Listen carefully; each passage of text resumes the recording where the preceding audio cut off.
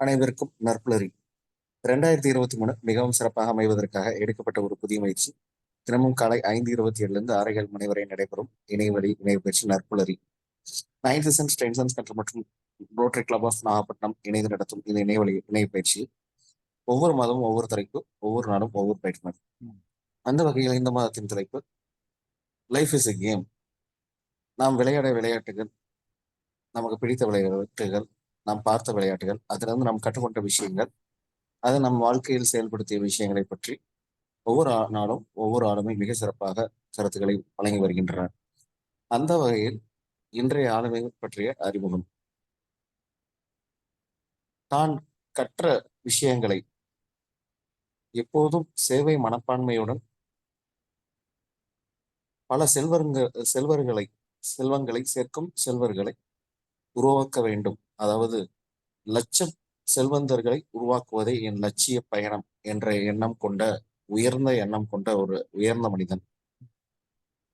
பண ஆளுமை விழிப்புணர்வு இயக்கம் மற்றும் அபிவிருத்தி செல்வந்த கலை மையம் என்ற அமைப்பு மூலம் பல செல்வந்தர்களை தினமும் காலை தட்டி எழுப்பி தன் வாழ்க்கைகளை செல்வ எண்ணங்களை உருவாக்குவதில் மிக ஆர்வம் கொண்ட ஒரு நபர், நல்ல எண்ணம் கொண்ட ஒரு நபர்.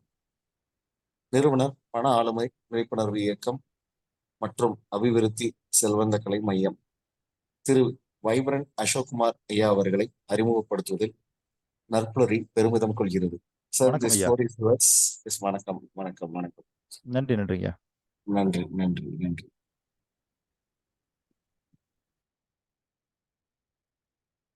இங்க இந்த நிகழ்ச்சியில் இருக்கக்கூடியவர்கள் யாரெல்லாம் முடியுமோ அவர்கள் எல்லாம் வீடியோல வந்தா சிறப்பாக இருக்கும். யாரெல்லாம் வீடியோல வர முடியும்னு கொஞ்சம் முயற்சி பண்ணி பாருங்க.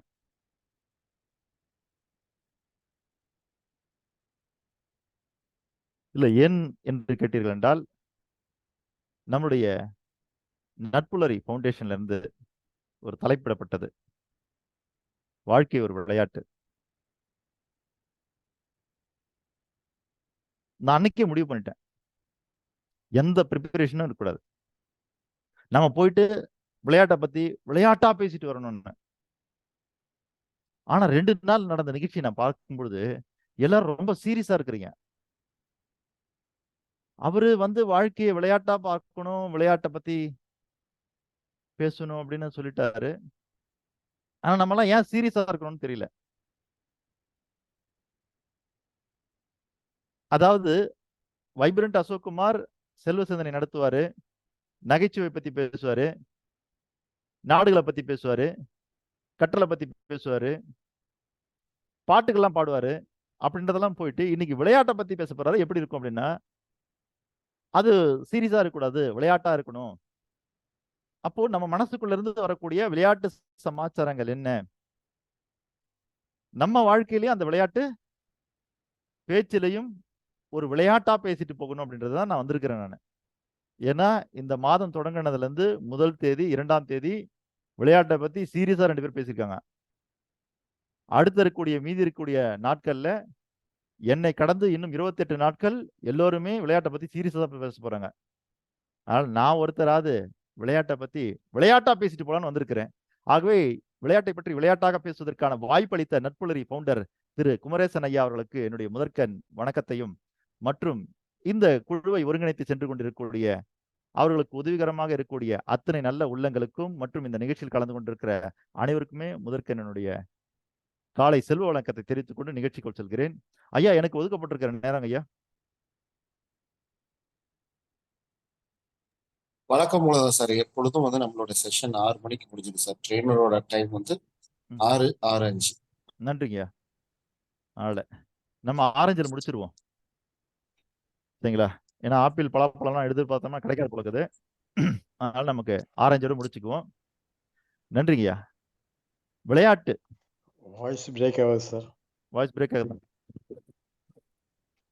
விளையாட்டு நான் ஏதோ ஒரு விளையாட்டை பற்றி பேச போகிறேன் என்று நீங்கள் எல்லாம் எதிர்பார்த்தால், கண்டிப்பாக அப்படி ஒரு தனிப்பட்ட விளையாட்டை பற்றி நான் இப்பொழுது பேச போவதில்லை. மனிதனுடைய, அதாவது ஆதிகால மனிதன், குரங்கிலிருந்து மனிதன் வந்தான் என்று நமக்கு எல்லோருக்கும் தெரியும். அப்படி ஆதிகால மனிதனிலிருந்து இப்பொழுது நாம் ஒரு வளர்ந்த, நன்கு பரிணாம வளர்ச்சி அடைந்த ஒரு மனிதர்களாக நாம் இன்று வாழ்ந்து கொண்டிருக்கிறோம். அப்படி ஆதிகால மனிதனாக இருந்த பொழுது இருந்த மனிதன் இன்று இவ்வளவு வளர்ச்சி அடைந்திருக்கிறான் என்றால், இதிலே விளையாட்டு என்பது எப்பொழுது தோன்றியது, எங்கே தோன்றியது, எதற்காக தோன்றியது என்பதை பற்றி பேசத்தான் நான் இன்று வந்திருக்கின்றேன். நாம் செய்யக்கூடிய செயல்பாடுகளை நாம் என்னவாக பிரிக்கின்றோம்? ஒன்று, செயல்கள் என்கிற வடிவத்தில் அதை பிரிக்கின்றோம். 2, வேலை என்கிற வடிவத்தில் பிரிக்கின்றோம். 3, உழைப்பு என்கிற வடிவத்தில் பிரிக்கின்றோம். 4, விளையாட்டு என்கிற வடிவத்தில் அதை பிரிக்கின்றோம். அப்ப நம்ம செய்யக்கூடிய செயல்களை ஒன்று அதை செயல்னு சொல்றோம், 2வது வேலைன்னு சொல்றோம், 3வது உழைப்புன்னு சொல்றோம், 4வது விளையாட்டுன்னு சொல்றோம்.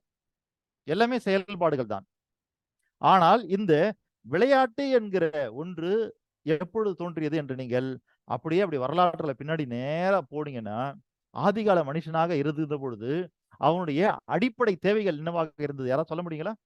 ஆதிகால மனிதனுடைய அடிப்படை தேவைகள் என்னவாக இருந்தது? உணவு, உறுப்பிடம் சார்.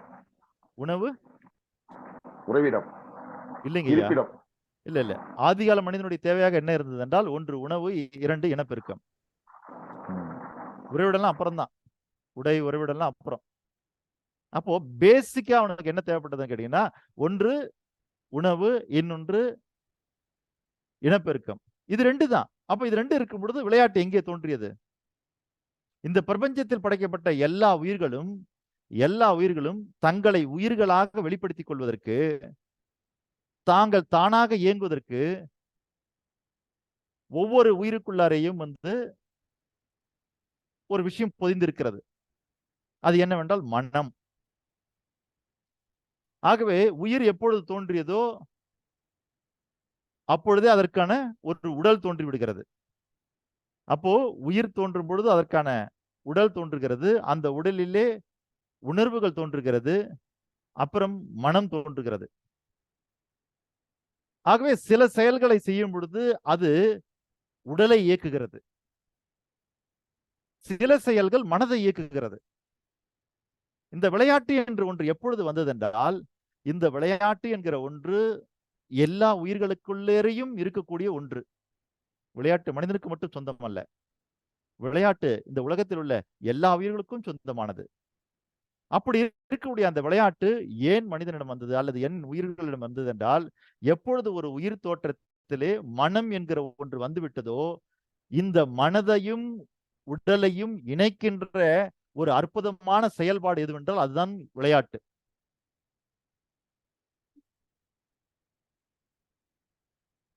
ஆகவே விளையாட்டை நாம் ஒரு தனி செயலாக பார்த்தீர்கள் என்றால் அது ஒரு தனி செயலாகத்தான் தெரியும். ஆனால் நீங்கள் ஆழ்ந்து பார்த்தீர்கள் என்றால் விளையாட்டினுடைய நோக்கம், விளையாட்டினுடைய செயல்பாடுகள் எப்படி இருக்கிறது என்றால், விளையாட்டினால் தான் உங்களுடைய உடலையும் மனதையும் இணைக்க முடியும். நீங்கள் ஒரு செயல் செய்கிறீர்கள் என்றால் அங்கே உங்களுடைய உடல் இயங்கும். அடுத்தது ஒரு வேலை செய்கிறீர்கள் என்றால் உடல் இயங்கும். உழைத்துக் கொண்டிருக்கிறீர்கள் என்றால் உடல் இயங்கும். ஆனால் விளையாடும் பொழுதுதான் ஒரு மனிதனுடைய அந்த பரிபூர்ண வளர்ச்சி, பரிணாம வளர்ச்சி என்பது ஏற்படுகிறது. எப்படி என்றால், அங்கே உடலும் மனதும் இயங்கி அந்த உடலும் மனதையும் இணைத்து அதை இயக்கி அதை வளரச் செய்கிறது விளையாட்டு. ரொம்ப முக்கியமான விஷயம் தான். எப்படி மனிதர்கள் உணவு உட்கொண்டு உடலை வளர்க்கிறார்களோ அதே போலத்தான் இந்த மனமும் வளர வேண்டும். அந்த மனதை வளர்ப்பதற்கான உடலுடைய செயல்பாடுகளையும் கொண்டு அது இயங்க வேண்டும். அதற்கான இரண்டுக்கான அற்புதமான இணைப்பு தான் விளையாட்டு. நீங்க நல்லா உத்து கவனிச்சீங்கன்னா தெரியும். என்ன அந்த ஒரு விஷயம் அப்படின்னா, அந்த விளையாட்டு என்கிற ஒன்று இருக்கிற காரணத்தினால்தான் நம்முடைய மனம் பல செயல்பாடுகள்ல இலகுவாக இருக்கின்றது.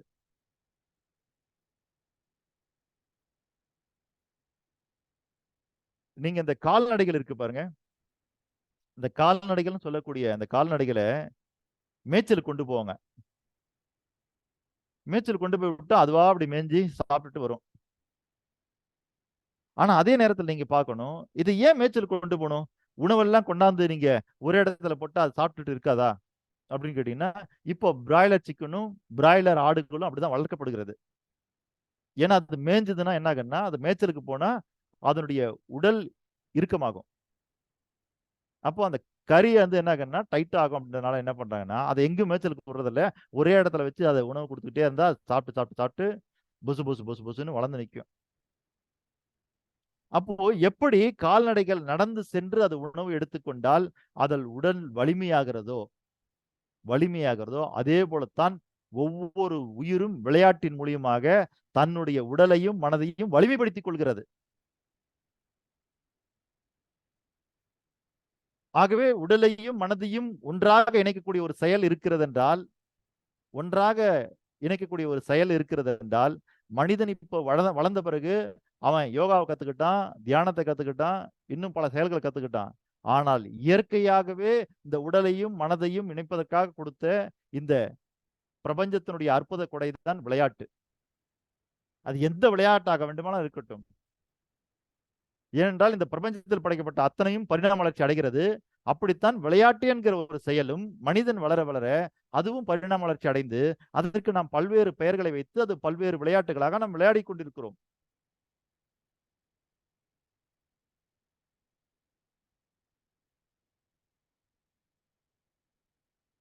நாம் உண்ணக்கூடிய உணவுகளில் சில உணவுகளில் நீங்கள் பார்த்தீர்கள் என்றால் சில பொருட்கள்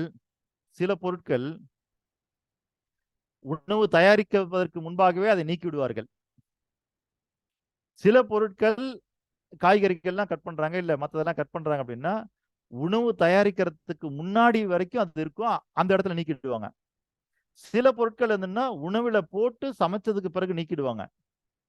சில பொருட்கள் வந்துன்னா நம்ம தட்டுக்கு வந்த பிறகு நீங்கிடும்.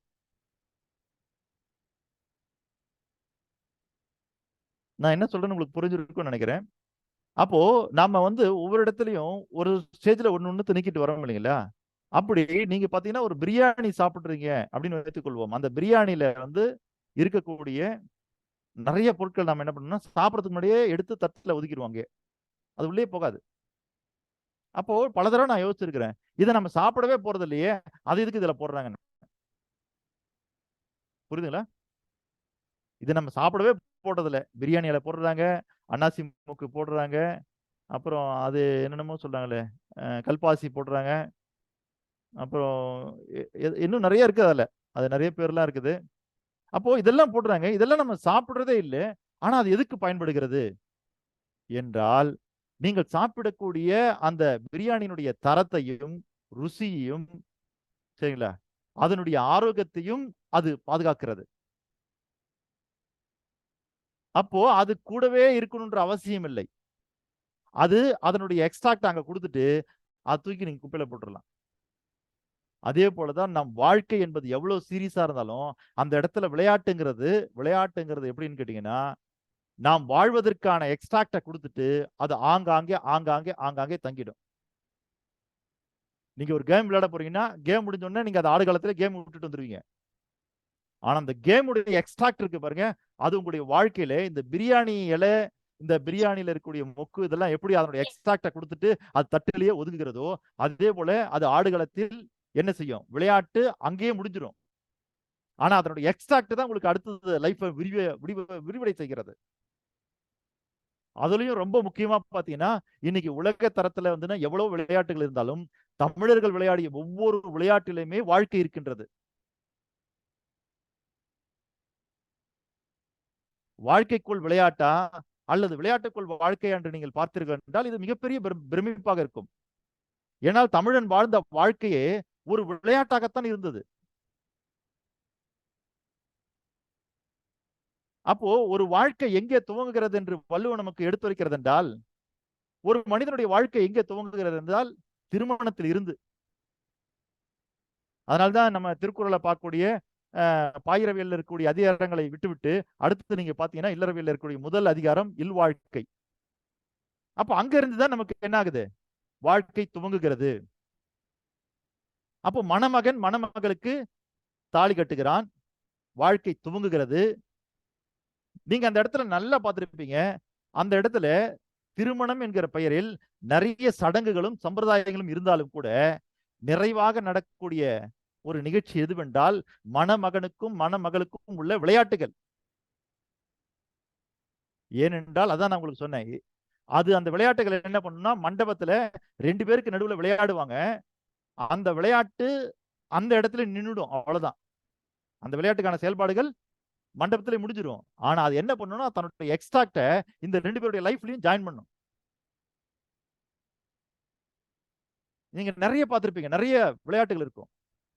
இன்றுதான் திருமணம் என்பது 1 மணி நேர நிகழ்ச்சியாக மாறிவிட்டது. ஆனா அது ஒரு காலத்துல வந்துன்னா ஒரு வாரத்திற்கான 10 நாள் 15 நாள் நிகழ்ச்சியாக இருந்தது. அப்ப என்ன இருந்ததுன்னா அது முழுதும் விளையாட்டு தான். விளையாட்டின் மூலியமாக ஒரு ஆணும் பெண்ணும் ஒன்றோடு ஒன்று கலந்து கொள்வார்கள். ஏனென்றால் அவர்கள் உடல் ரீதியாக மட்டும் கூடுவது அல்ல திருமணம் என்பது, மன ரீதியாகவும் கூட வேண்டும். அப்படி மனோ ரீதியாகவும் கூடுவதற்கு அவர்களுக்குள் என்ன வேண்டும் என்றால் விளையாட்டு. பல பேர் என்ன நினைத்துக் கொண்டிருக்கிறார்கள் என்றால் காமம் என்பது ஒரு குழந்தை பிறப்பதற்கான 2 உடல்கள் சேரக்கூடிய நிகழ்வாக பார்க்கிறார்கள். ஆனால் காமத்திலே 2 உடல்கள் மட்டும் சேரவில்லை, 2 மனங்களும் சேருகிறது. அதனால்தான் பல மருத்துவர்கள் என்ன சொல்கிறார் என்றால் இன்று குழந்தை பிறப்பு இன்மைக்கு, அதாவது குழந்தை இன்மைக்கு அவர்கள் சொல்லக்கூடிய காரணங்கள் என்னவென்றால் இந்த கணவனுக்கும் மனைவிக்கும் இடையிலான சில உடல் மட்டும்தான் கூடுகிறது, மனம் கூடுவதில்லை. மனமும் கூடினால்தான் அங்கே ஒரு உயிர் தோன்றும். இப்ப இன்னைக்கு நிறைய பேர் பாத்தீங்கன்னா நீங்க அதுக்கான உடல் ரீதியான காரணங்களை நாம் கண்டுபிடித்து விடுகிறோம். நீங்க லேப்ல கொண்டு போய் நீங்க டெஸ்ட் கொடுத்தீங்கன்னா அந்த லேப் டெஸ்ட் என்ன பண்ணுன்னா உடம்புல இருக்கிற குறையெல்லாம் எடுத்து சொல்லிடும். ஆனா லேப் டெஸ்ட் மனக்குறையை எடுத்து கூறுமா? யோசிச்சு பாருங்க. அப்போ இந்த இடத்துல ஒரு குழந்தை பிறப்பு என்பது சாதாரண விஷயம் இல்ல, அது உயிர் தோற்றம், அது பிரபஞ்சத்தினுடைய மூலம். அப்ப அந்த நிகழ்வு நடக்க வேண்டும் என்றால் இங்கு 2 உடல்கள் மட்டும் கூடினால் பத்தாது, மனமும் இணைய வேண்டும்.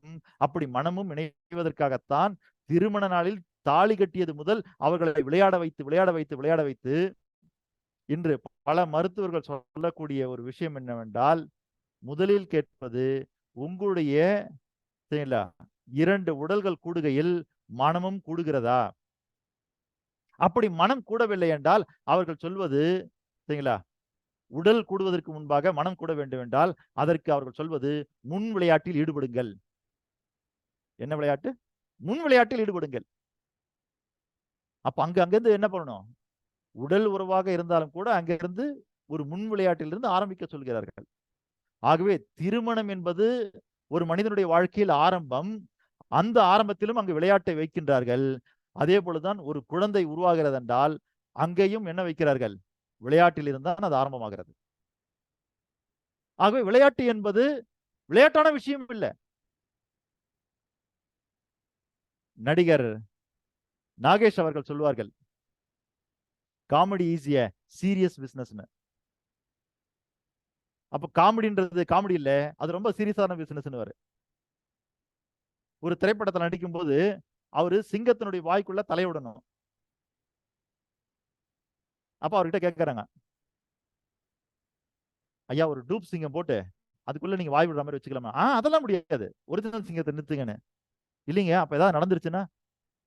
ஒரு நடிகனுக்கு நடிக்கும் பொழுதே மரணம் வருகிறது என்றால் அதை விட வேறு பெரும் பாக்கியம் என்ன இருக்க முடியும்னாரு அவரு.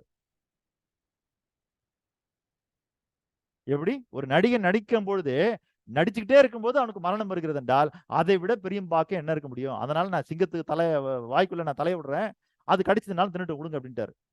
அதனால ஒரிஜினல் சிங்கத்து தலைக்குள்ளேயே அவர் வாய் விட்டாரு. தப்பா சொல்லிட்டேன்ல? ஒரிஜினல் சிங்கத்து வாய்க்குள்ளேயே தலையை விட்டாரு. எதை சொன்னாலும் கேட்கறீங்க. நான் தான் முதல்ல சொன்னேன் விளையாட்டா தான் பேசுவேன்னு. சிங்கத்து தலைக்குள்ள வாய் விட்டாருன்னு சொன்னேன். யாருக்கிட்டையும் எந்த ரியாக்ஷனும் இல்ல. சரி, அப்படி அந்த சீரியஸ் பிசினஸ் இருக்கு பாருங்க, காமெடிங்கிறது. அதே மாதிரிதான் உங்கள் வாழ்க்கை என்பது ரொம்ப சீரியஸானது. அந்த சீரியஸான வாழ்க்கையை நகைச்சுவையாக மாற்றுவது என்னென்றால் அந்த வாழ்க்கையினுடைய எல்லா நிகழ்வுகளையும் ஒருங்கிணைக்கக்கூடிய விளையாட்டுகள் தான். நீங்கள் நன்றாக பாருங்கள், பண்டிகை வருகிறது. பண்டிகையில என்ன சிறப்பம்சம்? புத்தாடை, வாய்க்கு ருசியான அறுசுவை உணவுகள், இதையெல்லாம் தாண்டி இது உடலுக்கு கொடுக்கக்கூடிய விஷயம். இதையெல்லாம் தாண்டி ஒவ்வொரு பண்டிகையிலையும் நாம் ஈடுபடக்கூடிய மிக முக்கியமான செயல் என்னவென்றால் விளையாட்டு. நீங்கள் ஊர் திருவிழாக்களை பாருங்கள், கோயில் பண்டிகைகளை பாருங்கள். அம்மன் திருவிழா நடக்கும், 10 நாள் 15 நாள் நடக்கும். அந்த கடைசி நாள் என்ன வச்சிருப்பாங்கன்னா மஞ்சள் நீராட்டம், விளையாட்டு. அதே போல வழுக்கு மரம் ஏறுறது, கோயில் சம்பந்தப்பட்ட விழாக்களில், குடும்பம் சம்பந்தப்பட்ட விழாக்களில் எல்லா இடத்துலயும் பார்த்தீங்கன்னா விளையாட்டு தான். நாம் இன்று விளையாட்டை ஒரு தனி பொருளாக, தனி நிகழ்வாக, தனி செயல்பாடாக மாத்தி விட்டோம். அங்கதான் சிக்கல் நமக்கு ஆரம்பிக்குது. கிரிக்கெட் ஒரு விளையாட்டு, ஹாக்கி ஒரு விளையாட்டு, வாலிபால் ஒரு விளையாட்டு, ஃபுட்பால் ஒரு விளையாட்டு. இதெல்லாம் வந்துன்னா வணிக ரீதியான செயல்பாடுகளுக்காக அதெல்லாம் ஒரு தனி விளையாட்டாக மாற்றிவிட்டோம் நாம். ஆனால் இன்று ரொம்ப அற்புதமான ஒரு வாய்ப்பை கொடுத்திருக்கிறார் நம்முடைய நட்புலரி ஃபவுண்டேஷன் திரு குமரேசன் ஐயா அவர்கள். எனக்கு மனசுக்குள்ள இருந்த ரொம்ப நாளான ஒரு குமுறல் இது. இன்று விளையாட்டு என்பது ஒரு தனி செயலாக மாறிவிட்டது. நாம் ஏற்கனவே கூறியிருக்கிறேன். என்ன கூறியிருக்கிறேன் என்றால், ஒரு பிறந்த மனிதன் குழந்தையாக இருக்கும் பொழுது அவனிடம் நிறைய மகிழ்ச்சி இருந்தது. ஆனால் அவன் வளர வளர அவனுடைய உடல் வளர்ந்தது, அவனுடைய எடை வளர்ந்தது, அவனுடைய அறிவு வளர்ந்தது, அவனுடைய ரோமங்கள் வளர்ந்தது, அவனுடைய நகங்கள் வளர்ந்தது, அவனுடைய தோல் வளர்ந்தது, அவனுடைய உறுப்புகள் எல்லாம் வளர்ந்தது, அவனுடைய அனுபவம் வளர்ந்தது, அவனுடைய வயது வளர்ந்து எல்லாம் வளர்ந்தது. இன்று நாம் எதை தொலைத்து விட்டோம் என்றால், பிறக்கும்போது இருந்த நம்முடைய மகிழ்ச்சி, குழந்தையாக இருந்தபோது நம்முடைய மகிழ்ச்சி, இன்று மகிழ்ச்சி மட்டும்தான் வளரவில்லை. ஏன் என்று நீங்கள் உன்னித்து பார்த்து ஆராய்ந்து பார்த்தீர்கள் என்றால், நீங்கள் குழந்தையாக இருக்கும் பொழுது நிறைய விளையாடினீர்கள்.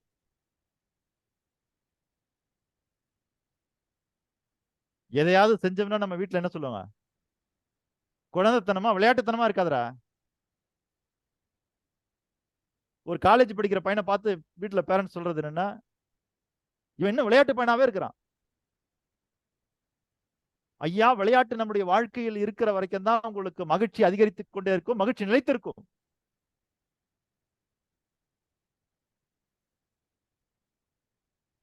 விளையாட்டு இல்லைன்னா என்ன ஆகும்?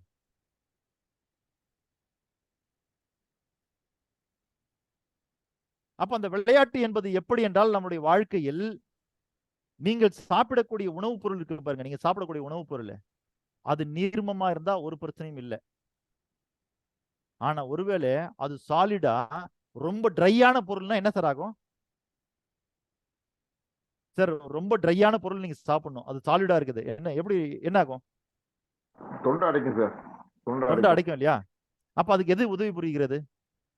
பற்கள் சார், பற்கள் உதவி புரிகிறது. அதை விட அதிகமான உதவி புரிவதுன்னா உங்களுடைய உமிழ் நீர்.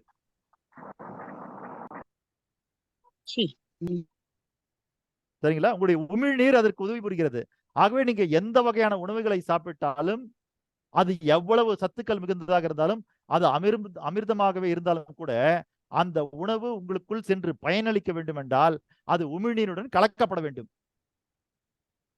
உமிழ்நீருடன் கலக்கிற உணவுதான் உங்களுக்கு நன்கு செரிமானமாகும், அது நன்கு சக்தியாக மாறும், அது உங்களுக்கு ஆற்றலை வழங்கும்.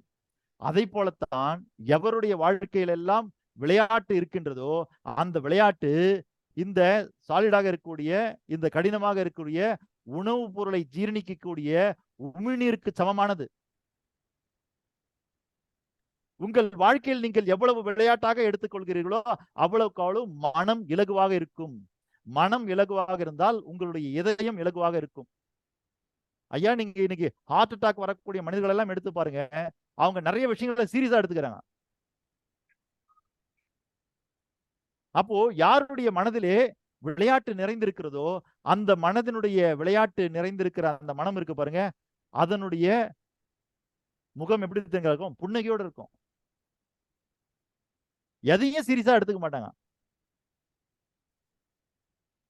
அப்ப இன்னைக்கு நம்ம வாழ்க்கைக்காக காலையில் எழுந்து நட்புலரி என்கிற ஒரு இயக்கம் நடத்தக்கூடிய, நற்கருத்துக்களை வழங்கக்கூடிய இந்த நிகழ்வு எதற்காக? மனிதனுடைய வாழ்க்கையை செம்மைப்படுத்துவதற்காக, மனிதனுடைய வாழ்க்கையை மேம்படுத்துவதற்காக, மனிதனுடைய வாழ்க்கையை உயர்த்துவதற்காக. அப்படி நீங்கள் உங்களுடைய வாழ்க்கையை உயர்த்திக் கொள்வதற்கு, செம்மைப்படுத்திக் கொள்வதற்கு, நீங்கள் ஒரு நன்றான வாழ்க்கையை வாழ்வதற்கு இந்த இயற்கை கொடுத்த அற்புதமான கொடைதான் விளையாட்டு. நாம் என்ன நினைத்துக் கொண்டிருக்கிறோம் என்றால், மனிதன் பிறந்து வளர்ந்து அவன் பிறகு விளையாட்டுகளை எல்லாம் கற்றுக்கொள்கிறான் என்று அல்ல. விளையாட்டு என்பது இந்த பிரபஞ்சம் உங்களுக்கு கொடுத்தது. இன்று நம்முடைய பார்வையில் எப்படி இருக்கிறது என்றால், விளையாட்டுகள் எல்லாவற்றையுமே மனிதன் உருவாக்கினான் என்று. விளையாட்டுகள் எல்லாவற்றையும் மனிதன் உருவாக்கினான் என்பது நமது பார்வை. ஆனால் நீங்கள் ஆழ்ந்து கவனித்தீர்கள் என்றால், இல்லை இல்லை, இன்று இருக்கக்கூடிய இந்த நாகரிகமான வளர்ச்சி கொண்ட இந்த மனிதர்கள் அத்தனை பேருமே விளையாட்டினால் உருவாக்கப்பட்டவர்கள் என்பதை நீங்கள் புரிந்து கொள்வீர்கள். நாம் நினைப்பது விளையாட்டை நாம் உருவாக்கினோம் என்று. இல்லை இல்லை, விளையாட்டுகள் தான் நம்மை உருவாக்கி இருக்கிறது. இன்று வாழ்க்கையில் ஒரு மனிதன் முன்னேற வேண்டும், ஒரு மனிதன் சாதிக்க வேண்டும், ஒரு மனிதன் வெற்றி பெற வேண்டும் என்றால் அதற்கான சிந்தனையை அவன் வளர்த்துக் கொள்ள வேண்டும்.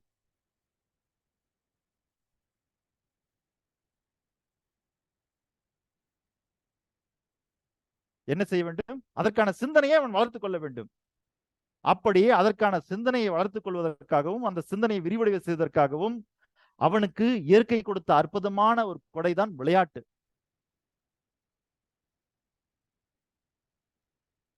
நம்முடைய பிறப்பை நீங்கள் எடுத்துக்கொள்ளுங்கள், மனிதனுடைய பிறப்பை, சரிங்களா? அங்கு விளையாட்டாக சேரக்கூடிய ஒரு ஆணும் பெண்ணும் சேர்ந்து ஆணுடைய உயிரணுவும் பெண்ணுடைய கருமுட்டியும் இணைவது கூட விளையாட்டுத்தான். எப்படி என்று கேட்டீர்கள் என்றால், கிட்டத்தட்ட 40 மில்லியன் உயிரணுக்கள்ல ஒரே ஒரு உயிரணு என்ன செய்கிறது என்றால் கருமுட்டியை துளைக்கின்றது. அது அங்க என்ன பண்ணுது? ரன்னிங் ரேஸ் நடத்துது. யார் முதல்ல போறாங்களோ அவங்களுக்கு தான் வெற்றி. விளையாட்டு அங்கிருந்து ஆரம்பமாகிடுது. அப்படி இங்க உட்கார்ந்திருக்கிற அத்தனை பேருமே தன்னுடைய தந்தையிடமிருந்து புறப்பட்டு வெற்றி பெற்ற அணுக்கள். அப்ப அந்த இடத்துல அது விளையாட்டாக தான் செல்கிறது. விளையாட்டாக தான் நாம் உருவாகிறோம். விளையாட்டினால் உருவானோம். விளையாட்டு உருவாக்குகிறது. விளையாட்டு நம்மளை வளர்க்கிறது. விளையாட்டு சிந்திக்க வைக்கிறது. விளையாட்டு உங்களுடைய உடலை ஆரோக்கியமாக வைத்திருக்கிறது. விளையாட்டு உங்களுடைய மனதை ஆரோக்கியமாக வைத்திருக்கிறது. விளையாட்டு உங்களுடைய சிந்தனைகளை விரிவடைய செய்கிறது. விளையாட்டு உங்களுடைய எண்ணங்களை விரிவடைய செய்கிறது. விளையாட்டு உங்களுக்கு அற்புதமான வாழ்க்கையை வழங்குகிறது. மணி 5:58 ஆயிடுச்சு. அதனால முடிச்சிடலாம் சார்ன்றாரு நம்முடைய குமரேசன் ஐயா. கண்டிப்பா 6:05க்கு முடிச்சிருங்க ஐயா.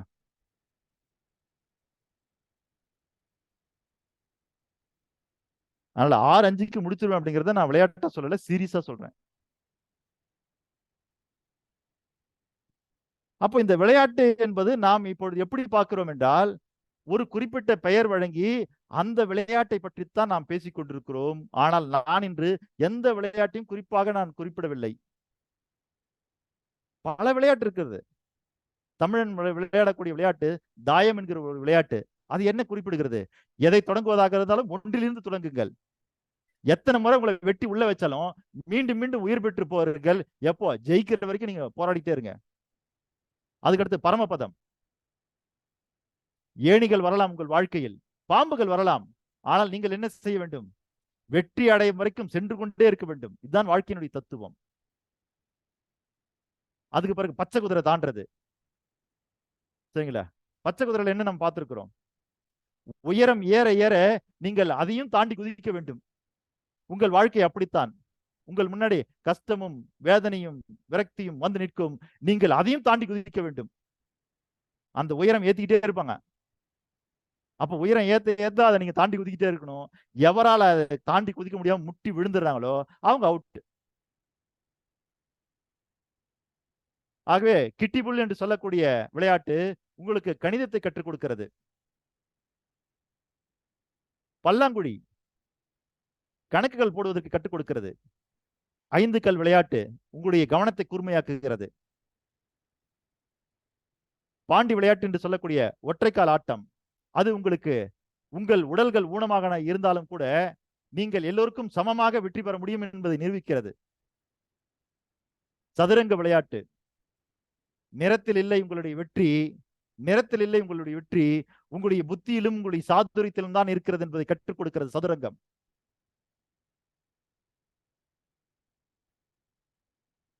இதே போல பல விளையாட்டுங்க. அதுதான் சொல்றேன், விளையாட்டை பத்தி பேச ஆரம்பிச்சோம்னா நிறைய பேசிக்கிட்டே இருக்கலாம்.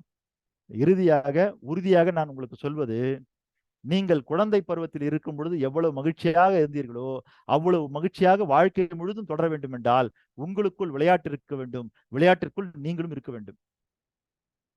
உங்களுக்குள் விளையாட்டு இருக்க வேண்டும், விளையாட்டுக்குள் நீங்களும் இருக்க வேண்டும். ஆகவே நீங்கள் நன்றாக பாருங்கள், புன்னகை கொண்ட மனிதர்கள் எல்லாம் நகைச்சுவை உணர்வு அதிகம் கொண்ட மனிதர்களாக இருப்பார்கள். நகைச்சுவை அதிகமான உணர்வு கொண்ட மனிதர்கள் எல்லாம் இருக்கக்கூடிய மிக அற்புதமான விஷயம், அவர்களிடம் வந்து டிஃபால்ட்டாவே விளையாட்டு இருக்கும். அப்போ எந்த மனிதரிடம் நகைச்சுவை உணர்வு இருக்கிறதோ அந்த மனிதனுடைய வாழ்க்கை அற்புதமாக மாறிவிடுகிறது. ஆகவே விளையாட்டு உங்களுடைய வாழ்க்கையை வளப்படுத்துகிறது, நலப்படுத்துகிறது, உங்கள் உடலை ஆரோக்கியமாக வைக்கிறது, மனதை ஆரோக்கியமாக வைக்கிறது, புத்தி கூர்மையை செய்கிறது, மனதை விசாலமாக்குகிறது, எல்லோரிடமும் உறவு வைத்துக் கொள்ள வைக்கிறது, எல்லோரிடமும் பழக வைக்கின்றது, எல்லாவற்றையும் புரிந்து கொள்ள வைக்கிறது, எல்லாவற்றையும் ஏற்றுக்கொள்ள வைக்கிறது. ஒவ்வொரு விளையாட்டிலும் அடையக்கூடிய வெற்றி தோல்வி உங்களுக்கு எதை குறிப்பிடுகிறது?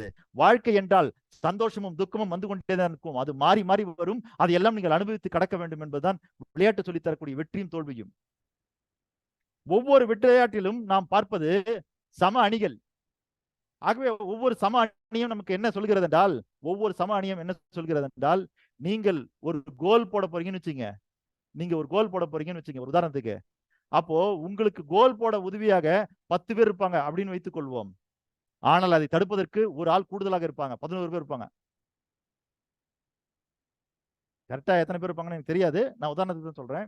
அப்போ நீங்க கோல் போடணும்னு ஆசைப்பட்டீங்கன்னா, அதுதான் நீங்க புரிந்து கொள்ள வேண்டிய விஷயம். உங்க வாழ்க்கையில நீங்கள் ஒன்றை அடைய விரும்பினால் அதற்கு உறுதுணையாக 10 பேர் இருந்தா அதை தடுக்கிறதுக்கு 11 பேர் இருப்பாங்க. அதையும் தாண்டி தான் நீங்க கோல் போடணும். அப்போ நம்ம ஃபுட்பால் மேட்ச்ல தெரிஞ்சுக்க வேண்டியது, நீங்க பால் போடுற இடம் ஒருவேளை ரொம்ப பிரதானமா பெருசா கூட இருக்கலாம், அதுக்குள்ள நீங்க எங்க வேணாலும் அடிச்சு கோல் போட்டுடலாம். ஆனா பேஸ்கெட் பால் சொல்ற விஷயம் என்னதுங்களா, நீங்க ரொம்ப கரெக்டா கொண்டு போய் அந்த குழிக்குள்ளேயே போடணும். அப்போ இந்த விளையாட்டுல பாத்தீங்கன்னா பறந்து விரிந்த இடம், நீங்க பால் எங்க அடிச்சாலும் உள்ள போய் கோல்ல விழுந்துரும். ஆனா பேஸ்கெட் பால்ல கரெக்டா கொண்டு போய் அந்த குழிக்குள்ள போட்டீங்கன்னா தான் கோல் விடும். இப்படி ஒவ்வொரு விளையாட்டும் உங்களுடன் சேர்ந்து விளையாடி உங்களை ஜெயிக்க வைப்பதற்கு எத்தனை நபர்கள் இருந்தாலும் அதற்கு எதிரணியிலே அதை விட கூடுதலாக ஒருவர் இருப்பார் என்பதுதான் விளையாட்டு உங்களுக்கு வாழ்க்கையில் கற்றுத்தரக்கூடிய மிகப்பெரிய பாடம்.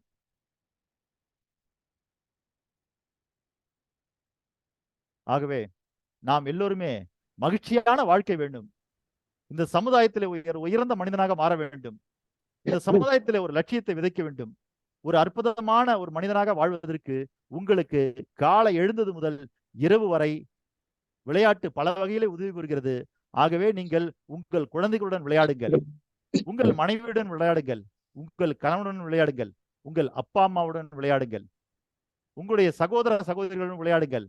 வாழ்க்கையில் நீங்கள் விளையாட்டாக எடுத்துக்கொள்ள வேண்டிய விஷயங்களை சீரியஸாக எடுத்துக்கொள்ள வேண்டிய விஷயங்களை விளையாட்டாகவும் நாம் வாழ்ந்து கொண்டிருக்கிற காரணத்தினால்தான் நாம் இன்னும் முன்னேறாமல் இன்னும் பல இடங்களில் மகிழ்ச்சியை தொலைத்து இருக்கிறோம்.